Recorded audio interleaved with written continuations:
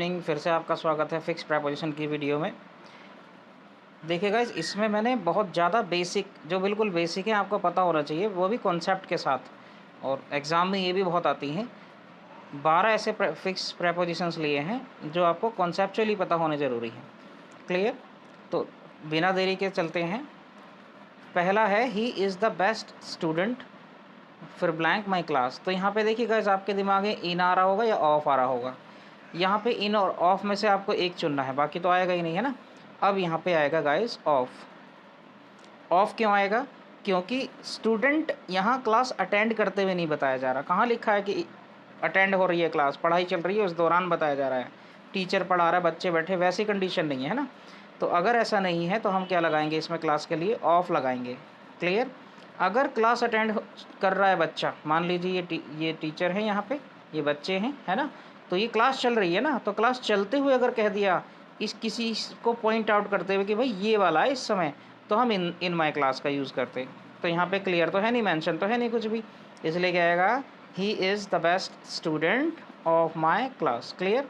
तो बेसिक सा कॉन्सेप्ट है, बहुत इंपॉर्टेंट है। Next, Delhi is the best city फिर ब्लैंक इंडिया। यहाँ पे क्या आएगा गाइस, इन आएगा।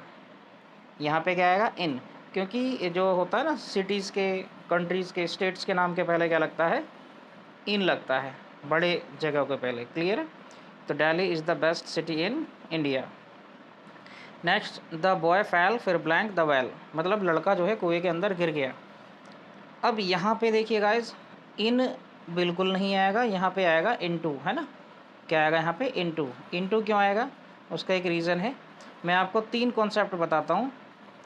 अगर माध्यम चेंज है, माध्यम चेंज है किसी भी चीज़ का, किसी, ये मान लीजिए एक माध्यम था, वो माध्यम यानी मीडियम सेकंड में जा रहा है, ठीक, हवा से पानी में, पानी से हवा में, इस तरह से कुछ भी मान लीजिए, तो हम इनटू का यूज़ करते हैं। पहली बात तो ये है। क्लियर है?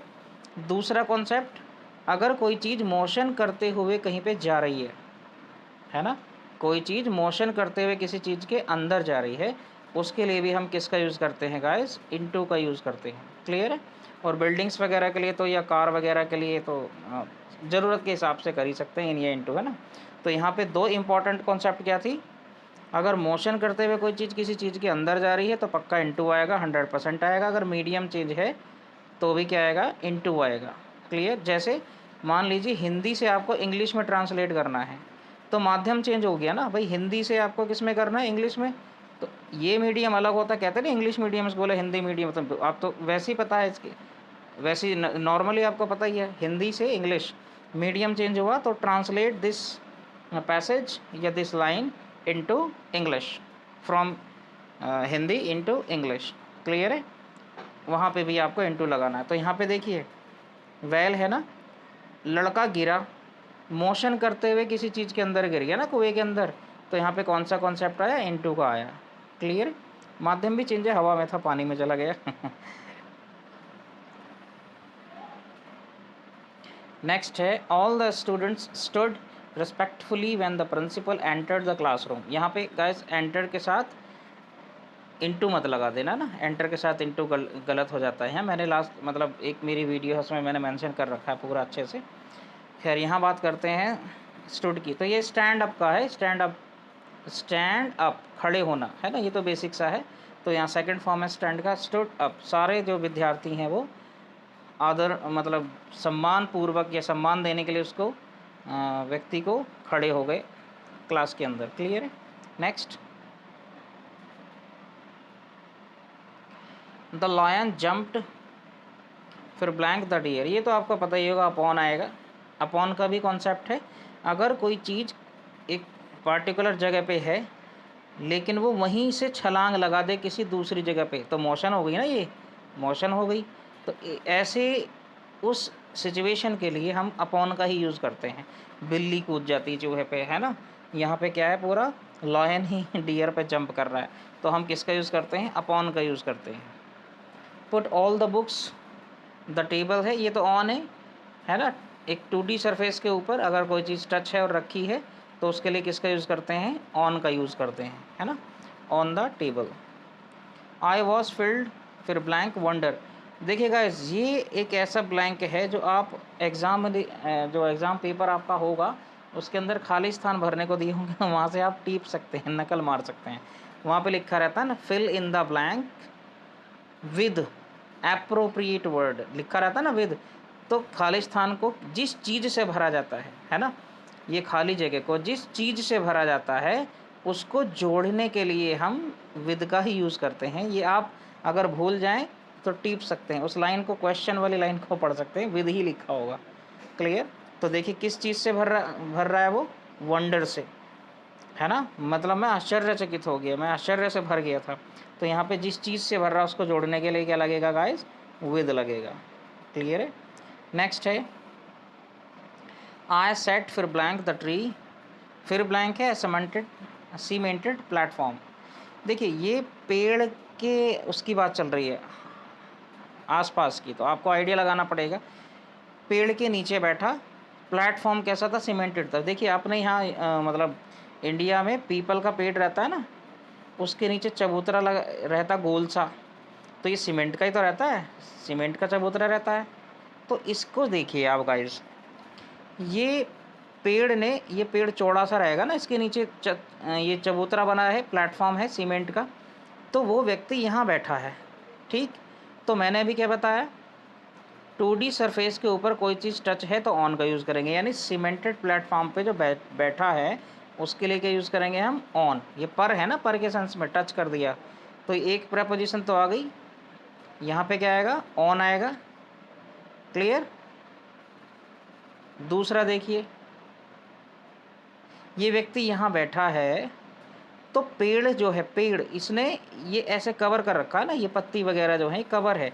तो अगर कोई चीज़ किसी चीज़ के नीचे रहे, कवरिंग करे हुए, ऊपर है, मतलब ऊपर के लिए ओवर आएगा और नीचे के लिए अंडर आएगा। क्लियर? तो ये व्यक्ति की बात चल रही है, तो कवर इस व्यक्ति को किसने कर रखा, पेड़ ने, है ना, तो इसलिए क्या आएगा, अंडर। क्या आएगा यहाँ पे, अंडर। क्लियर है? तो I set under the tree on a cemented platform. सीधी सी बात है भाई, पेड़ के अंदर अगर बैठ गया तो वो सीमेंटेड प्लेटफॉर्म पे कहाँ बैठेगा इसलिए वो सीमेंटेड प्लेटफॉर्म पे बैठा है और पेड़ के नीचे बैठा है। नेक्स्ट, आई सेट फिर blank the shade of the tree. ये आपको बहुत ही ज़रूरी है समझना। देखिए इस वाले में और इस वाले में ज़मीन आसमान का अंतर है। यहाँ पे वो पेड़ के नीचे बैठा था, यहाँ वो छाए में बैठा है पेड़ की। तो देखिए पेड़ के नीचे अंडर क्यों यूज़ करा है, मैं फिर से बता देता हूँ ठीक से।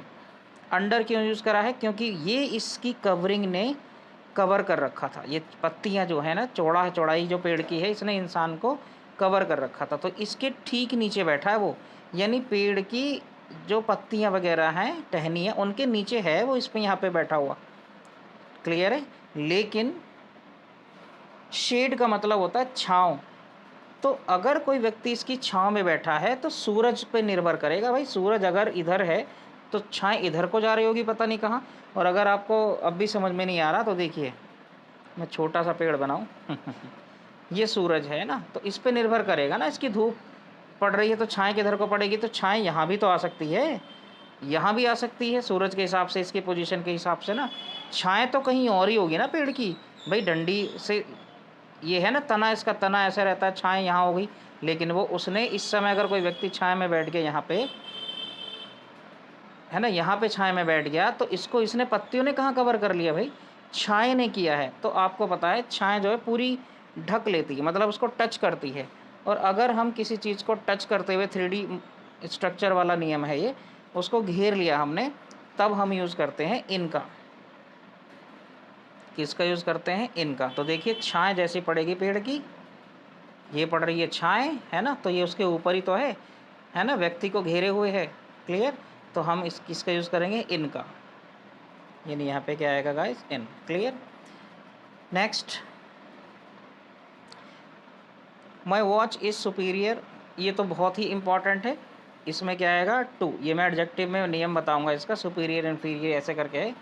इसमें क्या लगेगा, हमेशा टू, है ना। IOR अगर है लास्ट में, ट्रिक से याद रख सकते हैं आप। अगर ये लैटिन वर्ड्स हैं जिनके साथ दैन नहीं आता, कंजंक्शन प्रेपोजिशन टू आता है ना, ये IOR वाले हैं कुछ, लेकिन ऐसा नहीं हर एक IOR वाला ही हो जाएगा। कुछ की कंपैरिजन हो सकती है, कुछ की कंपैरिजन नहीं हो सकती है ना, जिनकी हो सकती है सुपीरियर, इन्फीरियर, जूनियर, सीनियर, ये वाले हैं। क्लियर? तो आई और वाला शब्द है तो क्या लगा देना आपको? टू। अगर देन हटवा रहा है तो समझ लेना पक्का वहाँ पे क्या लगा देना? टू लगा देना है। Next, his dress is different. तो देखिए डिफरेंट के साथ क्या आता है guys? From. Different from. Prevent के साथ भी क्या आता है? फ्रॉम। एब्सटेन के साथ भी क्या आता है? फ्रॉम। रिफ्रेन के साथ भी क्या आता है? फ्रॉम। देखिए एब्सटेन, रिफ्रेन, प्रिवेंट, फ्रा, तो इसका लय किससे मिल रहा है? फ्रॉम से। ऐसे याद कर सकते हैं, यानी यहाँ पे क्या आएगा? फ्रॉम। लास्ट है, the matter will be looked by the committee. तो देखिए जो मैटर है वो मामला है, उसकी जांच पड़ताल ही होगी, छानबीन होगी, और छानबीन करने के लिए एक फ्रेजल वर्ब है, ये तो फ्रेजल वर्ब का यूज़ हुआ है, look into. Look into, look into का मतलब टू इन्वेस्टिगेट, छानबीन करना या जांच पड़ताल करना। तो गाइस ये दिखने में बहुत इजी है, लेकिन इसको रटने से बढ़िया है कॉन्सेप्चुअली आप याद करें तो आपके इससे रिलेटेड बहुत सारे डाउट भी क्लियर हो जाएंगे। अगर उसने एग्जामिनर में घुमा भी दिया कुछ तो भी आप मार नहीं खाएंगे, है ना। तो इसको अच्छे से ध्यान से पढ़ें, 2-3 बार देखेंगे, नोट्स बना